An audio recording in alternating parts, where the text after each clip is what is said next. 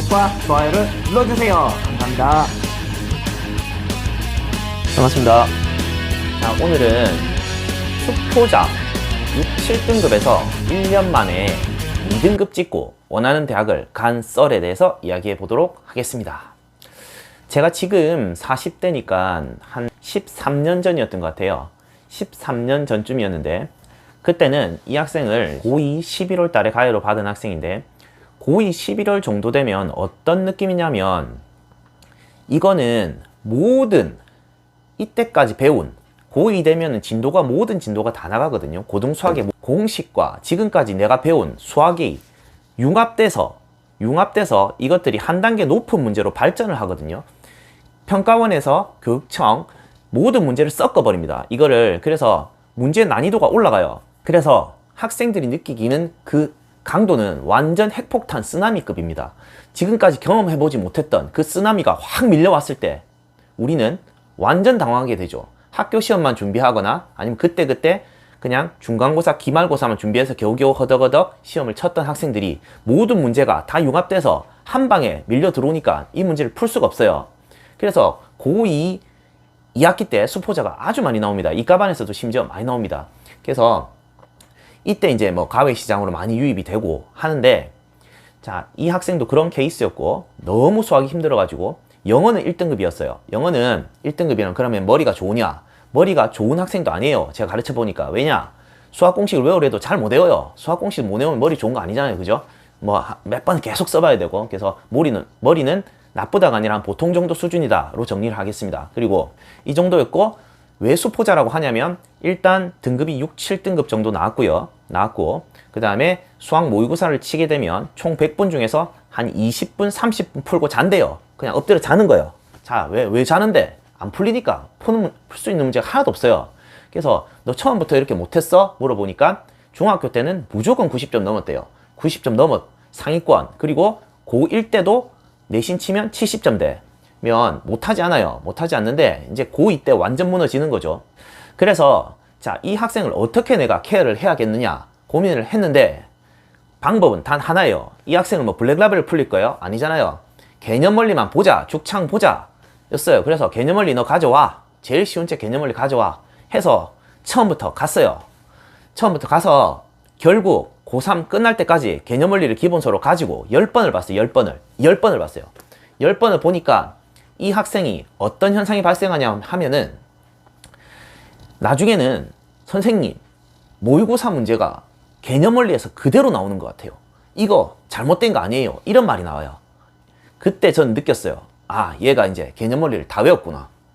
모든 기본 문제를 다 외우게 되면 어떤 현상이 발생하냐면 모의고사에서 나온 그 문제들을 가지고 개념 원리 어느 페이지에 있는지까지 다 금방 찾아낼 수 있거든요. 그게 바로 수학이에요. 이 개념이 여기 들어있었던 거다. 뽑아내는 거예요. 이렇게. 그래서 기본서를 완전 삶아 먹으니까 나중에는 그런 말이 나온다 이거죠. 그래서 개념 원리 어느 페이지에 어디까지 있다까지 다 알고 그럼 이 단계까지 되기까지 어떤 과정을 거쳤느냐. 자, 11월부터는 그냥 한 3월까지는 계속 기본서만 봅니다. 계속 봤어요. 그냥 개념 원리 보고 그리고 얘가 저한테 처음에는 믿음이 없었어요. 왜냐면 얘가 좀 의심이 많겠죠. 그동안 당한 게 있으니까 이상한 쌤들 많이 만났대요. 저를 만나고 수학의 신세계를 정말 맛본 것 같아요. 뭐 조금 오버했을 수도 있는데 걔의 표현이에요. 아무튼 자기는 지금까지 수학을 잘못 배웠대요.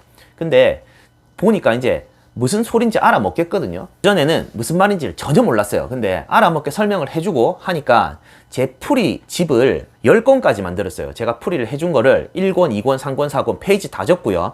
그거를 신주단지 모시듯이 10권을 모았어요. 나중에는. 그래서 해당 부분에 또 모르면 개념을 복습하다 모르면 그거를 답지처럼 삼아서 제 풀이가 더 쉬우니까 그거를 또 다시 보고 외우고 또 외우고 그런 과정을 거쳐야 돼요. 처음에는 기초가 너무 약하기 때문에 그런 식으로 제 풀이를 신주단지 보듯이 하고 처음에는 저를 의심했다는 이유가 뭐냐면 제 풀이를 듣고 집에 가면 답지랑 비교를 해보는 거예요. 이 선생님이 답지를 보고 풀었는지 안 풀었는지 비교를 해보는 거야. 근데 완전 전부 다 틀리거든요. 답지랑 완전히 뭐 저는 답지를 안 보니까 답지랑 아예 풀이가 틀려요. 그러니까 뜨아한 거죠. 뜨아 이 쌤 뭐지?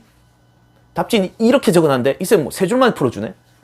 그러니까 이게 제가 뭐 엄청 뭐 대단하다는 게 아니라 수학 공부는 답지를 뭐 외우려고 공부하는 학생들은 정말 어려운 풀이만 골라서 외우고 있는 거예요. 그러니까 답지에 최적화된 풀이를 계속 받아들이면서 이것을 계속 반복해가지고 이때는 이걸 적용하고 이걸 적용하고 탁탁탁탁 컴팩트하게 맞아떨어지면 가능합니다. 1년 만에 2등급 찍습니다. 이 학생 처음에. 그래서 결론이 11월에 6, 7등급, 고2 11월에 고3 때 첫 모의고사 3월에 4등급 찍었어요. 4등급. 자, 4등급 못하는 거 아닙니까? 자, 4등급까지 찍기까지 우리가 엄청난 노력을 했습니다. 4등급을 그래도 등급을 그만큼 올리니까 애가 자신감이 업 됐어요. 자, 4등급을 찍기까지 우리는 진짜 크리스마스 이브 때도 같이 공부를 했고, 그 다음에 12월 31일에서 1월 1일 넘어갈 때도 같이 공부했습니다. 컵라면 먹어가면서 공부했고요. 자, 그럼 이 학생이 여학생이냐 남학생입니다. 자, 남학생인데 그만큼 선생님을 믿고 따르니까 나도 잘 해주고 싶고 해서 나도 내 시간 쪼개가면서 이렇게 계속 만들어 가는 거예요. 자, 그리고 3월 달에 4등급 찍고요. 그리고 나중에 돼서 거의 최종 모의고사 9월 달에 평가원에서 9월 달에 3등급 찍고요. 그 다음 최종, 그 다음에 수능 평가에서 2등급 찍고 원하는 대학 갔습니다. 이런 케이스가 나중에 보면 고등학교 문제는 상당히 좀 복잡하고 어려운 문제가 많기 때문에 어느 날은 또 이런 일도 있었어요. 뭐 문제가 너무 복잡했기 때문에 뭐 한 2문제 정도 풀어줬어요. 이런 경우 많아요. 고3 가르치시는 분은 아실 거예요. 2문제 딱 풀어줬어요. 그래서 오늘 조금 작게 가르쳐서 조금 그래도 약간 미안한 감도 있고 했는데, 갑자기 얘가 학원을 나중에 마치고 나설 때 갑자기 선생님 이러더니 왜? 이러니까 90도 인사라는 거예요. 90도 인사. 근데 왜 이래? 이러니까 선생님 오늘 정말 큰 가르침을 받고 갑니다. 자, 이런 자세가 자기가 배우려는 의지가 있었다 이거죠. 자기는 수학 때문에 너무 많은 컴플렉스를 느껴서 나는 수학 때문에 선생님 대학 못 갈 것 같아요 이렇게 했어요. 영어는 1등급인데 너무 아깝잖아요. 얘가 수학 때문에 대학을 못 가면. 그래서 자기는 공부를 잘 하고 싶었어요. 근데 잘못 배우니까 이거는 지수, 로그 이런 건 잘해요. 왜냐면 공식을 때리 넣으면 그냥 나오거든요. 이건 원리가 없잖아요. 이거는 초등으로 치면 연산만 잘하는 거예요. 지수, 로그 잘하는 학생들은 연산만 잘해가 대학 못 가잖아요. 그러니까 이쪽은 잘하는데 다른 쪽은 아예 안 돼요. 무슨 소린지를 모르겠다 이거죠. 미분적분 그 쉬운 고등 문과반 미적분을 모른다 이거예요. 그러면 대학을 못 가는 거죠. 근데 나중에 되니까 개념원리만 풀렸더니 나중에 되니까 저절로 선생님과 배운 거 다른 데도 적용해보고 싶어요 이러더니 EBS 기출을 사라고 했어요. 그래서 EBS 기출을 지가 아는 부분만 풀어오는 거예요. 2점짜리면 2점짜리만 딱딱딱 풀으니까 재밌거든요. 그러니까 지절로 이제 점점 발전을 하고 있는 거예요. EBS 기출 풀고 나중에 학교 보충교재 대성 마이맥 이런 거 가져와가지고 또 학교 수능 기출 막 푸는 거예요. 그래서 모르는 거 저한테 설명 듣고, 자, 이렇게 하니까 자꾸만 모르던 문제가 풀리니까 재미가 있는 거예요. 그래서 나중에는 그 잘하던 영어만 공부하던 애가 수학을 한 70%를 느리고 영어를 30% 하고 이렇게 해야 되는 거예요. 수학을 못하면 수학을 70% 느려야 됩니다.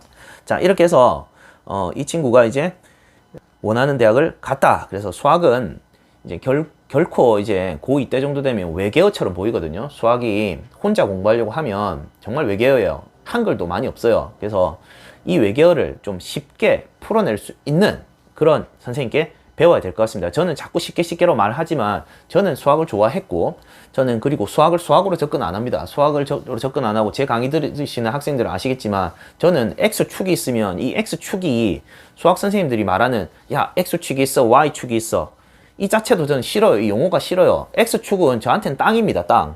땅이잖아요. 평평한 땅이잖아요. 땅 밑으로 내려가고 땅 위로 내려가고 2차 곡선이 위로 볼러가면 해가 위로 올라가는 거고 해가 뜨는 거고 이런 식으로 좀 뭔가 사물에 저는 이 수학으로 받아들이지 않고 일상생활 용어로서 받아들이거든요. 그래서 이걸 땅으로 치고 해석이 들어갑니다. 그래서 어떻게 보면 유치해요. 유치하지만 뭐 그래야지 수학 잘할 거 아닙니까? 그죠? 이런 방법들을 취해서 결국 학생들을 만들어냈다. 뭐 이런 썰이었습니다. 그리고 마지막으로 좋은 글귀를 하나 말씀드리고 마치도록 하겠습니다. 인생은 곱셈이다. 하지만 어떠한 찬스가 와도 내 자신이 0이면 아무런 의미가 없다. 인생은 곱셈이다. 어떠한 찬스가 와도 내 자신이 0이면 아무런 의미가 없다. 감사합니다.